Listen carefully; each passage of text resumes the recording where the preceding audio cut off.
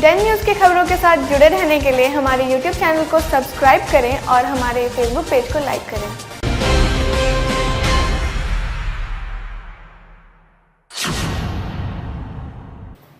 नमस्कार, आपका स्वागत है डेन न्यूज़ में और आपके साथ मैं हूं प्रतिज्ञा कश्यप। कोरोना की दूसरी लहर में बिहार में फिर से लॉकडाउन बढ़ा दिया गया है। अब इसे विस्तार देते हुए बिहार में 1 जून तक लॉकडाउन की अवधि की गई है। वहीं इस लॉकडाउन 3.0 के पहले दिन चौक चौराहों पर बेवजह निकलने वालों पर पुलिस ने सख्ती से कार्रवाई करते हुए उन पर लाठियां भी चटकाई। शहर के सिकंदरपुर ओपी के अखाड़ा घाट पुल के समीप पुलिस ने बैरिकेडिंग लगाकर लॉकडाउन का सख्ती के साथ पालन कराया, जिसमें सभी वाहनों के पास की जांच की गई। वहीं जिनके पास पास नहीं था उन्हें नहीं जाने दिया गया और पुलिस से उलझने पर फटकार लगाते हुए लाठियां भी भाजी गई। वहीं इस दौरान सिकंदरपुर ओपी प्रभारी हरेंद्र तिवारी ने बताया कि वरीय अधिकारियों के निर्देश पर कार्रवाई की जा रही है और लॉकडाउन का सख्ती के साथ पालन कराया जा रहा है। बिना जांच के किसी को भी जाने की इजाजत नहीं है। आज से लॉकडाउन 3 की शुरुआत हो चुकी है। इस वक्त हम सिकंदरपुर चौक पर मौजूद हैं। अखाड़ा घाट और 0 माइल जाने वाला ये रास्ता है जो कि अखाड़ा घाट पुल के निकट सिकंदरपुर ओपी के समीप देख सकते हैं तस्वीरों के माध्यम से। इस एरिया को पूरी तरह से सील कर दिया गया है। बिना वजह आप इधर से 0 माइल चौक नहीं जा पाएंगे, अय्यापुर आप नहीं जा पाएंगे। जब कोई ज़रूरी काम होगा या आपके पास पास होगा तो ही आपको पुलिस यहाँ से एंट्री करने देगी। देख सकते हैं पूरे में बैरिकेडिंग लगा दी गई है, बांस से घेर दिया गया एरिया को। बेवजह आप उस पार पुल उस पर नहीं जा सकते हैं, अय्यापुर नहीं जा सकते हैं। यदि जाना भी होता है तो आपको वजह बताना पड़ेगा, आई कार्ड दिखाना होगा। जो ई पास बनाया गया प्रशासन की ओर से वो पास देखिए किस तरह से लाठी चार्ज की जा रही है प्रशासन। बेवजह लोग जो घूम रहे हैं, ठेला चालक घूम रहे हैं तो लाठी चार्ज की जा रही है। तो तस्वीरें साफ है, ये तस्वीरें सिकंदरपुर ओपी थाना के समीप की है। लगातार पुलिस के द्वारा यहाँ पर सख्ती बरती जा रही है और अब बेवजह देख सकते हैं जो बेवजह लोग यहाँ पर आने की कोशिश कर रहे हैं उन्हें रोका जा रहा है। खुद ओपी थानेदार हरेंद्र सिकंदरपुर ओपी थानाध्यक्ष हरेंद्र कुमार खुद मौजूद है, खुद मॉनिटरिंग कर रहे हैं। उनसे हम बात करते हैं। लॉकडाउन 3 शुरू है, किस तरह से सख्ती बरत रहे हैं आप लोग? सख्ती बरत रहे हैं। क्या क्या कर रहे हैं बताइए। क्या जो इलाज कराने वाला है, जो मरीज है उसको जाने दे रहे हैं। जो सरकारी कर्मचारी है कार्यालय में जा रहा है, बकिया अनावश्यक आदमी को नहीं जाने दे रहे हैं। एरिया को सील कर दिया गया है? नहीं, सील नहीं किया गया है। इसको आने जाने वाले के लिए जाया जाता है, आता है। फिलहाल बैरिकेडिंग कर दिया गया। बेवजह जो आएंगे उसके लिए? हाँ, बेवजह आएंगे उनके लिए। बेवजह जो आएंगे उसको एंट्री नहीं दिया जाएगा? नहीं नहीं नहीं, उनको फाइन किया जाएगा, जुर्माना किया जाएगा। तो जुर्माना किया जाएगा। इनका 700 रुपये करना। जो बेवजह इधर से क्रॉस करने की कोशिश करेंगे, बेवजह जाने की कोशिश करेंगे, उन पर फाइन किया जाएगा, प्लस उन पर बल का भी प्रयोग किया जाएगा, उनको गिरफ्तार भी किया जाएगा। कैमरा पर्सन रविकांत के साथ Aamir, Den news, Muzaffarpur police ने कांटी थाना के दामोदरपुर से छापेमारी करके 5 लाख के स्मैक जब्त किए हैं। गिरोह के 4 ड्रग्स धंधेबाजों को भी गिरफ्तार किया गया है, जिनमें तस्कर के साथ कई लोकल खरीदार भी पकड़े गए हैं, जिनमें मोतिहारी छतौनी का कैश आलम, वैशाली महुआ का राजेश कुमार और वैशाली महुआ का ब्रजेश कुमार सिंह और मोतिहारी का हीतलाल सिंह पकड़ा गया है। पुलिस पूछताछ कर ड्रग्स गिरोह का उद्भेदन करने में जुट गई है। एसएसपी पश्चिमी सैयद इमरान मसूद ने बताया कि मोतीपुर और काटी पुलिस को दामोदरपुर में अपराधी हीतलाल सिंह के छुपने की सूचना मिली। हीतलाल सिंह दामोदरपुर के मोहन सिंह के मकान में किराया लेकर छुपा हुआ था। वह चायपत्ती की बैग की आड़ में ड्रग्स लाता था।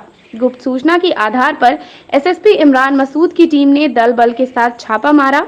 पुलिस पहुंची तो कमरे में कैश आलम, राजेश कुमार और ब्रजेश कुमार मौजूद थे। पुलिस ने सबको दबोच लिया। वहां से 1 किलो मॉर्फिन, सफेद पाउडर, भूरा पाउडर, लाल पाउडर, हैंड ग्लव्स और पैकिंग का सामान बरामद किया गया। पूछताछ में पता चला कि हीतलाल सिंह थोक में माल मंगाता था और यहां से कॉकटेल पैकेट बनाकर बाजार में उतार देता था।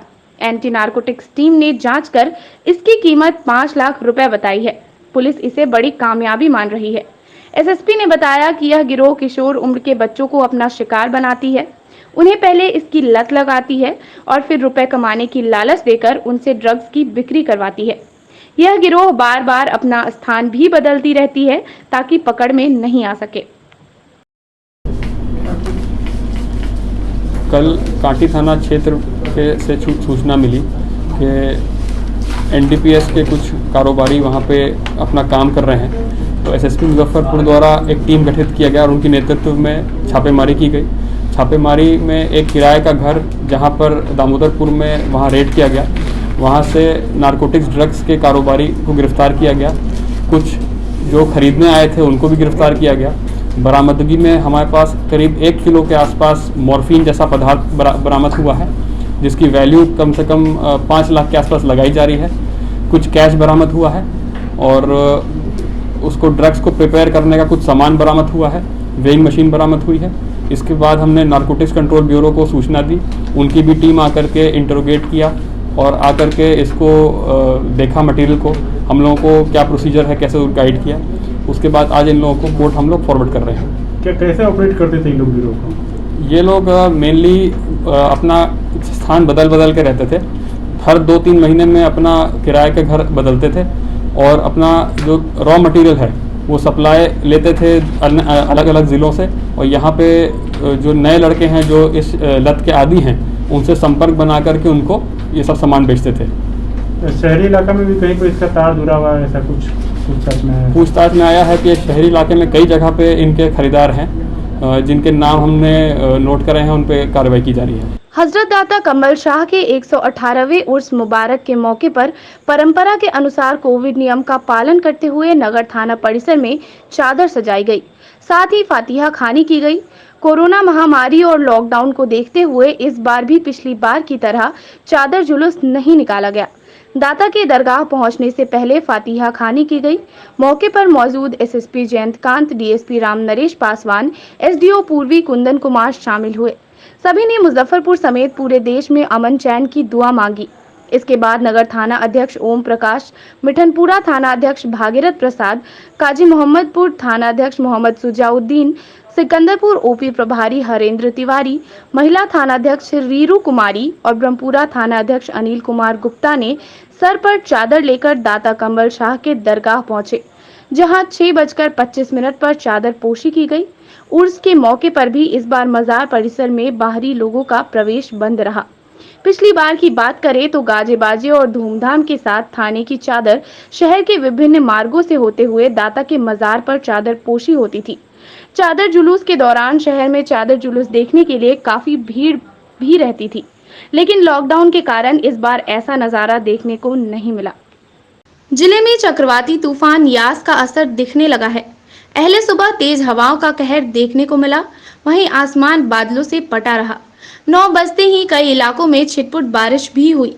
इसके बाद से रुक रुक कर बारिश होती रही। बारिश और हवा की वजह से तापमान में गिरावट आई। वहीं लोग घरों में कैद होने को विवश हैं। बारिश की वजह से कई इलाकों में बिजली गुल है। विद्युत विभाग की टीमें अलर्ट मोड में हैं, जबकि मुजफ्फरपुर जिला प्रशासन ने बारिश और तूफान को लेकर अलर्ट जारी किया है। जिला सूचना एवं जनसंपर्क अधिकारी कमल सिंह ने लोगों से घरों में रहने की अपील करते हुए कहा कि मौसम विभाग के अलर्ट को लेकर जिला प्रशासन और आपदा प्रबंधन विभाग तैयार है। यास तूफान को लेकर के जिलाधिकारी ने सारे विभागों को अलर्ट मोड में रहने का निर्देश दिया है। इस तूफान के असर को लेकर के जिला स्तर पर सारी तैयारियां पूर्ण कर ली गई हैं। जिलाधिकारी ने विशेष तौर पे आपदा प्रबंधन प्राधिकरण मुजफ्फरपुर को भी निर्देशित किया है। साथ ही सभी अंचलों के अंचलाधिकारियों को निर्देशित किया है कि इस तूफान के मद्देनजर आवश्यक तैयारियां पूरी करें और लोगों से अपील भी की गई है कि वे अपने घरों में सुरक्षित रहें। मुजफ्फरपुर में उत्पाद विभाग ने अवैध शराब की बड़ी खेप जब्त की है। हिमाचल प्रदेश में निर्मित शराब को अरुणाचल प्रदेश भेजा जाना था, लेकिन शराब माफिया इसे अवैध तरीके से मुजफ्फरपुर ले आए। मुजफ्फरपुर के मनियारी थाना क्षेत्र के सिलावत में शराब को अनलोड किया जा रहा था, तभी उत्पाद विभाग की टीम ने धावा बोल दिया। मौके से कई धंधेबाज फरार हो गए, लेकिन उत्पाद टीम ने ट्रक ड्राइवर और खलासी को गिरफ्तार कर लिया। उत्पाद विभाग ने शराब लदी ट्रक को भी जब्त कर लिया है, जिसमें 265 पेटी विदेशी शराब मुजफ्फरपुर में खपाने के लिए लाई गई थी और इसे लॉकडाउन में मुजफ्फरपुर में ही बेचने की तैयारी थी। उत्पाद इंस्पेक्टर अभिनव कुमार ने बताया कि ड्राइवर और खलासी से पूछताछ के आधार पर धंधेबाजों को चिन्हित कर लिया गया है। उन्हें गिरफ्तार करने की कवायद जारी है। शराब आइसक्रीम स्टिक के बीच छुपाकर लाई जा रही थी, लेकिन उत्पाद विभाग ने धंधे वालों की चालाकी को नाकाम कर दिया। जब्त शराब की कीमत 25 लाख रुपए बताई जा रही है। गुप्त सूचना प्राप्त हुई थी कि देर रात्रि करीबन 1:30 बजे के समय सिलौत मनियारी में एक संदिग्ध ट्रक लीची गाछी में रेलवे गुमटी के पास खड़ी है और कुछ लोग इकट्ठा है वहाँ पे। तो एक संभावना थी कि अवैध शराब हो सकती है, तो उसी सूचना के आधार पर घटनास्थल पर त्वरित पहुँचा गया और उसके बाद वहाँ पे तलाशी प्रारंभ की गई ट्रक की। जो भी लोग इकट्ठा थे वो सब घटनास्थल से भागे और लेकिन ड्राइवर और जो खलासी है उसको गिरफ्त में ले लिया गया। उसके बाद पूरे घटनास्थल की गाड़ी के साथ ट्रक के साथ तलाशी की गई और जिसमें शराब बरामद हुआ। कितना शराब है? शराब की मात्रा 265 कार्टन है और मात्रा 2385 लीटर। ये कहाँ है खपाने की कोई योजना चल रही थी?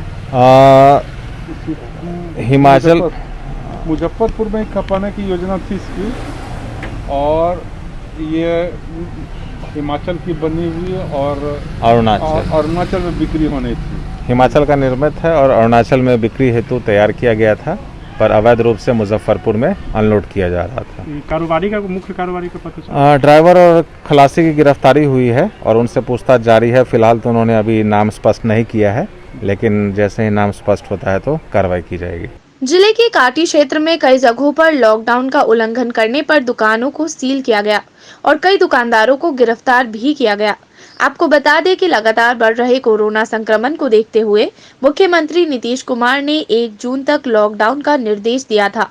साथ ही साथ दुकानों को खुलने और बंद करने को लेकर समय सीमा भी तय की गई थी। वहीं आज काटी पुलिस ने लॉकडाउन का उल्लंघन कर खुली मिल रही दुकानों व उनके मालिकों पर कार्रवाई की। काटी थाना की पुलिस के साथ बीडीओ उमा भारती सहित कई अन्य पदाधिकारियों की मौजूदगी में कई दुकानों को सील किया गया। हाँ, कार्रवाई हो रही है और इसमें 5 दुकान जो बेवजह दुकान खोल रहे हैं उनको क्या कहना चाहेंगे सर? अपने अपील क्या करना? उनको कोविड-19 के तहत सजा मिलेगी। कार्रवाई की जा रही है। औराई प्रखंड के महेशवारा पंचायत में सालों पहले बना प्राथमिक स्वास्थ्य उपकेंद्र अब तबेला बन गया है। इस स्वास्थ्य केंद्र पर मरीजों का इलाज नहीं बल्कि पशुओं की देखभाल होती है। ऐसे में यह पीएचसी सिर्फ हाथी के दांत जैसा साबित हो रहा है, दिखाने के कुछ और खाने के कुछ और ही। गांव में स्वास्थ्य उपकेंद्र होते हुए भी स्थानीय लोगों को इलाज कराने के लिए कई किलोमीटर दूर जाना पड़ता है। लाख शिकायत करने के बावजूद स्थानीय प्रशासन की नजरें इस तरफ नहीं जाती। दरअसल ग्रामीण क्षेत्रों में स्वास्थ्य सुविधा बेहतर करने के लिए केंद्र और राज्य सरकार सुविधा के नाम पर पानी की तरह पैसा बहा रही है, लेकिन विभागीय खामियां व्यवस्था पर हावी हैं। इनकी बानगी औराई प्रखंड के महेशवारा पंचायत में बना उप स्वास्थ्य केंद्र है। पंचायत में 20 वर्ष पूर्व बना यह अस्पताल अब गौशाला बन गया है, तो कई स्वास्थ्य केंद्रों में वर्षों से ताला जड़ा हुआ है। ऐसे में इलाके के लोग कोरोना महामारी से भला कैसे निपटेंगे? कोरोना संक्रमण अब तेजी से शहरी क्षेत्रों के बाद ग्रामीण क्षेत्र में फैल रहा है। ऐसे में बिहार के स्वास्थ्य सुविधा की असलियत सामने आने से नीतीश सरकार के सिस्टम का सच सामने आने लगा है। वहीं पूरे मामले पर एसडीओ पूर्वी डॉक्टर कुंदन कुमार ने बताया कि स्वास्थ्य विभाग द्वारा सूचीबद्ध नहीं होने के कारण प्राथमिक स्वास्थ्य केंद्र की यह स्थिति है। यह जो अस्पताल है यह औराई प्रखंड अंतर्गत महेशवारा पंचायत के महेशवारा गांव में है। 20 साल पहले इस अस्पताल का निर्माण हुआ और 15 साल से, क्योंकि 3-4 साल इसको बनने में ही लगा, और लगभग 15 सालों से यहाँ पर ना कोई डॉक्टर आया है, ना कोई एएनएम आई है। ऊपर में पेंट करके एएनएम वगैरह का नाम लिखा हुआ है, उस नंबर पे कॉल भी किया जाता है तो कोई रिस्पांस नहीं लेता है। कारण यह हुआ कि 15 साल से कोई नहीं आया है तो यहाँ पर अतिक्रमण हो गया है। गाय बांधा हुआ है, अंदर में गाय का खटाल बना हुआ है, वो ओपला रखा हुआ है जिसको गोबर का गांव में चिपरी बोलते हैं, बेड है, फुटकट्टा जिससे चारा मवेशी का काटा जाता है वो रखा हुआ है। मतलब पूरा कम्प्लीटली अतिक्रमण किया हुआ है, ना खिड़की है, ना जंगला है, ना पेंट है, ना पोचारा है। और इस तरीके से औराई के दर्जनों अस्पतालों का यही हाल है। और ये आसपास की जनता इससे काफ़ी दुखी है, काफ़ी त्रस्त है, काफ़ी आक्रोशित है कि जो इस अस्पताल से उन लोगों को स्वास्थ्य लाभ मिल सकता था वो नहीं मिल पा रहा है और मजबूरन यहाँ से निजी अस्पताल में जाना पड़ता है लोगों को। और मुझे तो बड़ा आश्चर्य होता है कि इस कोरोना काल में कैसे इस बदहाल व्यवस्था से सरकार कोरोना को रोक पाएगी कि ब्लैक फंगस को रोक पाएगी कि एईएस को रोक पाएगी, हमको तो समझ में नहीं आ रहा है। और पूरे औराई का यही हाल है। और सबसे बड़ा दुर्भाग्य है कि बिहार सरकार के कैबिनेट मिनिस्टर राम सूरत राय जी का ये ऑन विधानसभा है। और देखिए, जो कुछ उप स्वास्थ्य केंद्र जहाँ पे ANM वगैरह पोस्टेड थी या हैं भी, उन भवनों का उचित लेखा जोखा स्वास्थ्य विभाग के पास में नहीं रहने के कारण ही ऐसे भवनों में अतिक्रमण हो गए हैं। हम लोग लगातार उन भवनों का उद्भेदन कर रहे हैं और उसकी सूची भी हम लोग स्वास्थ्य विभाग से मांग रहे हैं ताकि उनको अतिक्रमण मुक्त करके उनको हैंडओवर किया जा सके। बेसिकली प्रॉब्लम क्या है कि स्वास्थ्य विभाग के पास में भी ऐसी कोई सूची नहीं है जिससे ये पता चल सके कि कौन सा भवन कहाँ पर अवस्थित है। इमामगंज दाता पीर मोमिन शाह मोहल्ले में सड़क निर्माण में घटिया सामग्री लगाने को लेकर मंगलवार को इमामगंज मोहल्ला समिति के अध्यक्ष मोहम्मद जावेद खान के नेतृत्व में मोहल्ले के लोगों ने मुख्य सड़क पर विरोध प्रदर्शन किया।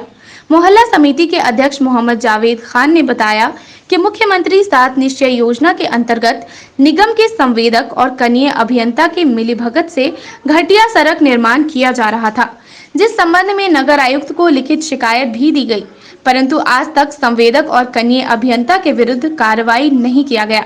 अब बरसात का मौसम आ गया है। सड़क पर जल जमाव के साथ ही आधे अधूरे निर्माण के कारण लोगों को आने जाने में भारी कठिनाइयों का सामना करना पड़ रहा है और निगम प्रशासन चैन की नींद सो रही है।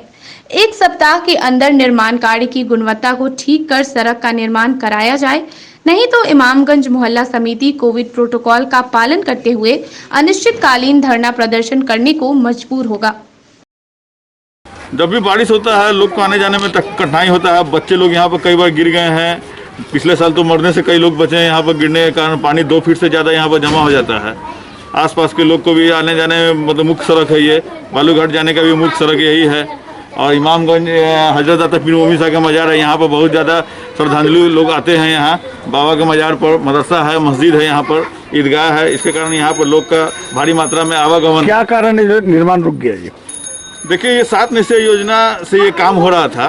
वर्ष 2018-19 का ये NIT संख्या 8 में 36 नंबर योजना है। ये 77 लाख कुछ रुपए का ये योजना था।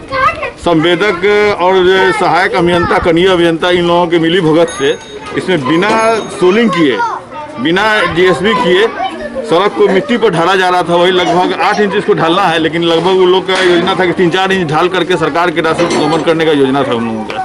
मोहल्ला वाले ने उनसे एस्टीमेट मांगा। एस्टीमेट मांगने के बाद से उसका एस्टीमेट का अवलोकन करने से पता चला कि इसमें जो है सोलिंग करना है। इसमें उनको जय को भी बुलाया गया भाई कि सोलिंग नहीं हो रहा है, बिना सोलिंग के अगर सड़क निर्माण होगा तो कितना दिन चलेगा। जय बोला कि नहीं सोलिंग इसमें जो है एस्टीमेट में है तो सोलिंग होगा, लेकिन उसके वास्ते यहाँ से जय भी लापता है। राजकुमार जी यहाँ इस योजना के जय हैं और संवेदक भी लापता है। लगातार हम लोग जो है नगर आयुक्त से आवेदन के माध्यम से भी उनसे मिलकर भी संपर्क किए, व्हाट्सएप पर भी उनको हमेशा हम लोग लिखित सूचना दे रहे हैं, लेकिन नगर आयुक्त के द्वारा किसी प्रकार का कोई रिप्लाई नहीं दिया जा रहा है। ऐसा लग रहा है जैसे कि भ्रष्टाचारियों को संरक्षक नगर आयुक्त जो है भ्रष्ट ठेकेदार और जूनियर इंजीनियर इन लोगों को संरक्षण दे रहे हैं। वो पूरा मामला है 7 निश्चय योजना, मुख्यमंत्री सड़क योजना का ये अंतर्गत काम होना था। 18-19 का योजना है, लेकिन अभी तक इसका काम नहीं किया जा रहा है। जब इसका काम हो रहा था हमने जय को बुलाया, जय को बुला करके उसको दिखाया कि आपने मिट्टी पर ढलवा रहे हैं। जय बोला कि इसमें सोलिंग है, जो हमारे पास वीडियो भी है इसका। उसके बाद भी हमने जाके नगर आयुक्त से मिला कि भैया इनको देखा कि आप काम करवाइए, तो इसके काम कैसे रुका? बोले कि जय आपके गए वहाँ काम, उसको जय ने रुकवाया कि नहीं इसमें अगर सोलिंग नहीं है, जय GSB नहीं है तो काम नहीं होगा। फिर उसके बाद नगर आयुक्त तो बोले कि हम इसका जांच करवाए। हम यहाँ एकदम जांच करवाइए, लेकिन अभी तक जांच नहीं हुआ सर, इसका काम ही नहीं हुआ। कितना दिन हो गया? ये लमसम साल भर से ऊपर हो गया जी। क्या परेशानी होगी इसको लेकर बरसात में? इतनी परेशानी होती है कि मैं गाड़ी फंस गई। उस दिन गाड़ी का ही हुआ कि एक आदमी का पैर टूट गया इस गाड़ी इसके चक्कर में है समाज में।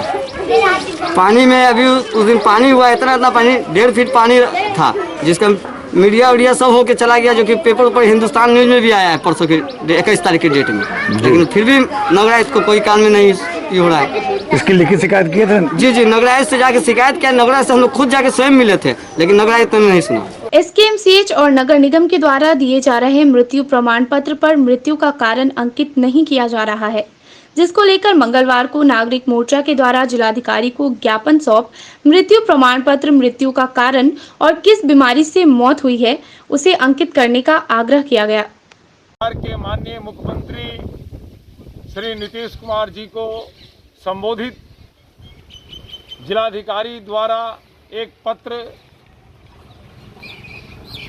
आज भेजने का काम किया है कि जो मृत्यु प्रमाण पत्र लोगों को दी जा रही है वह बिल्कुल अधूरा है और आम जनता को परेशान करने वाला है। चाहे मेडिकल कॉलेज हो या नगर निगम, जो मृत्यु पत्र जारी कर रहा है, डेथ सर्टिफिकेट, उसमें कहीं भी ये चर्चा नहीं है कि किस बीमारी से और किस कारण लोगों की मृत्यु हुई है, जिस कारण लोगों को फिर आम जनता ठगा न जाए और उनको परेशानी नहीं हो, अधिकारियों और कर्मचारियों का चक्कर नहीं लगाना पड़े। इसलिए मैंने माननीय मुख्यमंत्री और जिलाधिकारी से आग्रह किया है कि मृत्यु प्रमाण पत्र में ही एक लाइन यह लिखने की व्यवस्था बनाई जाए कि किस कारण से और किस बीमारी से उनकी मृत्यु हुई। मंगलवार को पूरे बिहार में पूर्व सांसद आनंद मोहन की रिहाई को लेकर फ्रेंड्स ऑफ आनंद के कार्यकर्ताओं ने अपने अपने आवास पर एक दिवसीय अनशन देकर सरकार से मांग किया कि अविलंब आनंद मोहन की रिहाई हो। इसी क्रम में मुजफ्फरपुर में भी फ्रेंड्स ऑफ आनंद के बैनर तले जिलाध्यक्ष के नेतृत्व में लॉकडाउन का पालन करते हुए अपने अपने आवास पर कार्यकर्ताओं ने सांकेतिक अनशन किया। मालूम हो कि महज कुछ दिनों पहले ही रिलीज आनंद मोहन ट्विटर पर #घंटों नंबर 1 ट्रेंड करता रहा। इससे अब पता चल रहा है कि आनंद मोहन की रिहाई को लेकर लोगों में कितनी उत्सुकता है। 25 मई को हम लोग आनंद मोहन जी की सम्मानजनक रिहाई के लिए एक दिवसीय अनशन, उनके चाहने वाले पूरे बिहार में, देश के कोने कोने में, यहाँ तक कि देश के बाहर भी आज एक दिन का अनशन कर रहे हैं उनकी सम्मानजनक रिहाई।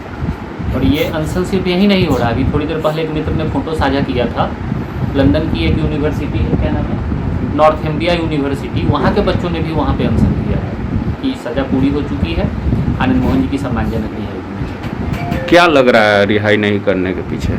रिहाई नहीं करने के पीछे राजनीतिक मंशा है, सरकार नहीं चाह रही है कि रिहाई हो सकता है कि नीतीश कुमार को लगता होगा कि आनंद मोहन जी के बाहर आ जाने से उनका राजनीतिक भविष्य खतरे में चला जाए, या जो भी हो, अभी तक रिहाई नहीं हो रही है। अनशन के बाद भी नहीं सुना जाता है, तो आगे की क्या रणनीति? अभी तो फिलहाल लॉकडाउन खत्म होने का इंतजार करेंगे, उसके बाद पटना में हम लोग जमा होंगे और जमा होकर के वहाँ पे पूरे बिहार से जमा होकर के नीतीश कुमार को याद कराएंगे कि उन्होंने कहा था महाराणा प्रताप को साक्षी मान करके कि हम इनकी रिहाई के लिए लगे हुए हैं, उनका वादा उनको याद दिलाएंगे। अगर फिर भी नहीं माने तो सड़क पर उतरेंगे। मंगलवार को निकटतम प्रत्याशी संघ के सदस्यों ने जिलाधिकारी प्रणव कुमार को ज्ञापन सौंप लॉकडाउन में प्राइवेट बैंकों द्वारा दिए गए लोन की वसूली को लेकर परेशान किए जाने पर कार्रवाई की मांग की है। संघ के अध्यक्ष सुधीर ठाकुर ने बताया कि लॉकडाउन में लोगों के काम धंधे, रोजगार व दुकानें बंद हैं। इसके बावजूद जिन्होंने लोन लेकर अपने व्यवसाय की शुरुआत की थी, उन्हें प्राइवेट बैंकों द्वारा किस्त वसूली के लिए परेशान किया जा रहा है। इसे लेकर उन्होंने लोन की समय सीमा बढ़ाने और लॉकडाउन तक किस्त जमा नहीं करने का आदेश निर्गत करने को कहा है। आज हम जिलाधिकारी महोदय को एक ज्ञापन दिए हैं, पंडित बिंदु है, कि इसमें है क्या कि लॉकडाउन पूरे बिहार में लागू है और लॉकडाउन में क्या है कि ऐसा परिस्थिति हो गई है कि कोई काम धंधा यहाँ पर नहीं चल रहा है, सबका काम बंद है। और उस अवस्था में निजी बैंक और फिनेंशियल बैंकों द्वारा एक दिन भी नागा नहीं होता है, पैसा वसूली में सख्ती से पैसा वसूली वे लोग कर रहे हैं, जिसके कारण आए दिन लोग काफ़ी परेशान हैं। टेम्पू वाला से लेके और जितने भी लोग हैं सब परेशान हैं इससे। और इसी बातों को लेकर हम लोग इस बिंदु को रखे हैं कि जब लॉकडाउन का नियम लागू है तो उतने दिन ही या तो इन लोग का जो है ये माफ़ कर दिया जाए और नहीं तो समय की अवधि को बढ़ाई जाए। समय की अवधि बढ़ाने से ये होगा कि इनका जो है फिर से ये जमा कर पाएंगे और नहीं तो बहुत परेशानी हो रही है। इसी बिंदु को हम लोग ला रहे हैं और जिलाधिकारी महोदय के साथ साथ माननीय मुख्यमंत्री को भी इस बिंदु को अवगत करा रहे हैं। आगे उनकी परिस्थिति जो होगा वो हम लोग आगे बताएंगे। मंगलवार को गढ़ा चौक NH 57 स्थित नवरंग एकीकृत पुनर्वास नशा मुक्ति केंद्र में लगभग 200 लोगों के बीच निशुल्क मास्क और साबुन का वितरण किया गया। मौके पर संस्था के सचिव हाजी तौहीद खान, निर्देशक Chunnu Kumar, medical officer doctor अक्षर कुमार सहित संस्था के कई जाने माने लोग मौजूद रहे। नवरंग नशा मुक्ति केंद्र के ओर से जो भारत की ये संस्था है उसके ओर से हम लोगों ने साबुन और मास्क वितरण किया है और भी हमेशा वितरण करते रहते हैं। और हर जगह चौक चौराहे पर लाइन होटल में हम लोग बांट रहे हैं। हमारे डॉक्टर हैं, नर्स हैं और टोटल स्टाफ नवरंग नशा मुक्ति का। उद्देश्य यही है कि इनको बचाना है, इनके स्वास्थ्य को बचाना है, इनकी ज़िंदगी को बचाना है। वैसे मजदूर को जो दिन रात काम में एक किए रहते हैं। जी हाँ, कितने लोगों को वितरण किया? अभी कम से कम 1,000 वितरण अभी हो चुका है, अभी शुरू और भी जारी रहेगा। पूरा देश इस समय कोरोना महामारी संक्रमण रोकथाम को लेकर जंग लड़ रहा है। इस लॉकडाउन में रोज कमाने खाने वाले मजदूर, रिक्शा चालक सबसे ज्यादा प्रभावित है। वहीं मुजफ्फरपुर शहर के कई चौक चौराहों पर मंगलवार को तीसरे दिन भी अपस्टेयर्स फाउंडेशन और मुजफ्फरपुर वाओ की संयुक्त प्रयास से टीम के युवाओं ने सैकड़ों जरूरतमंदों के बीच खाद्य सामग्री का वितरण किया। मौके पर मौजूद रंजीत रजक ने बताया कि आज जरूरतमंदों के बीच कई खाद्य सामग्री मिलाकर बनाए गए फूड पैकेट को बांटा गया है। साथ ही साथ ये अभियान आगे भी जारी रहेगा। मौके पर दीपक ठाकुर, स्वराज श्रीवास्तव, अभिषेक कुमार, रंजीत रजक, विक्रम सिंह, राजा चौहान सहित टीम के कई युवा सदस्य मौजूद रहे। अपस्टेयर फाउंडेशन मुजफ्फरपुर वाओ के तत्वाधान में गरीब जरूरतमंद लोगों के बीच खाद्य पीने का सामान का वितरण किए हम युवा साथी लोग। और जब तक लॉकडाउन रहेगा तब तक हम लोग करते रहेंगे और जहां तक होगा वहां तक हम लोग करते रहेंगे और किसी गरीब को भूखा नहीं सोने देंगे। मंगलवार को युवा राजद की ओर से लॉकडाउन में गरीब निर्धन परिवार के लोगों के लिए फूड पैकेट वितरण कार्यक्रम की शुरुआत की गई। युवा राजद के प्रदेश सचिव रतन कुमार ने बताया कि लॉकडाउन में सबसे ज्यादा परेशानी या भुखमरी के शिकार कोई हुए हैं तो वह बिल्कुल निचले तबके के लोग हैं। हर रोज कमाने खाने वालों का काम बंद हो चुका है, जिसे लेकर उन्होंने फूड पैकेट वितरण के साथ ही दवा वितरण कार्यक्रम का शुभारंभ किया है। माननीय नेता लालू प्रसाद यादव जी के निर्देश के अनुसार हम लोग पूरे बिहार में युवा राष्ट्रीय जनता दल की टीम गरीबों, असहाय और जिनकी भी जो भी भूख से तड़प रहे हैं, क्योंकि ऐसा किचन सरकारी चल रहा है जहां 2 आदमी 4 आदमी खा रहे हैं, हजारों की संख्या में कागज पर काम हो रहा है।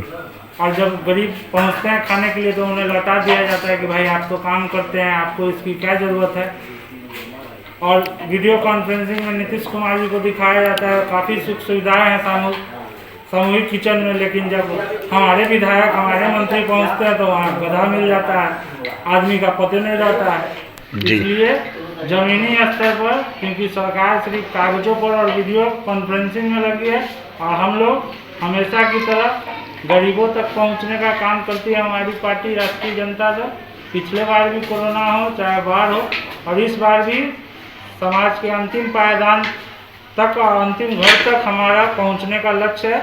और ये जब तक लक्ष्य पूरा नहीं होगा तब तक हमारा यह कार्यक्रम, ये खाना पहुंचाने का काम और कल से दवा वितरण का भी काम हम लोग करेंगे। कारण मंत्रियों को क्षेत्र में जाने से मना कर दिया गया है। ये तो इससे पहले भी आपने देखा, नीतीश कुमार ने सोशल मीडिया पर अपना आवाज़ रखने के खिलाफ, ये तो अफसरों से घिरे हैं, नौकरशाहों से घिरे हैं, खुद बैठे हैं अपने हवेली में, कुछ काम करते नहीं है, बस खाना पूर्ति के लिए हफ्ता 10 दिन के लिए लॉकडाउन बढ़ाते हैं। मिडिल परिवार के लिए कुछ नहीं है, कोई चीज़ माफ़ हुआ, ना बिजली माफ़ होता है, ना टैक्स माफ़ होता है नगर निगम का, ना स्कूल फीस माफ़ होता है। इसलिए जीरो धरा पे काम हो रहा है। खाली जितने भी उनके सिपा सलाहकार है सब घर में बैठ के, माहौल में बैठ के अपना काम, अपना आराम फरमा रहे हैं और गरीब भूखे मर रहे हैं। आज की खबरों में फिलहाल इतना ही। कल फिर मिलेंगे कुछ नई खबरों के साथ। तब तक के लिए डे न्यूज़ परिवार को दीजिए इजाज़त। नमस्कार।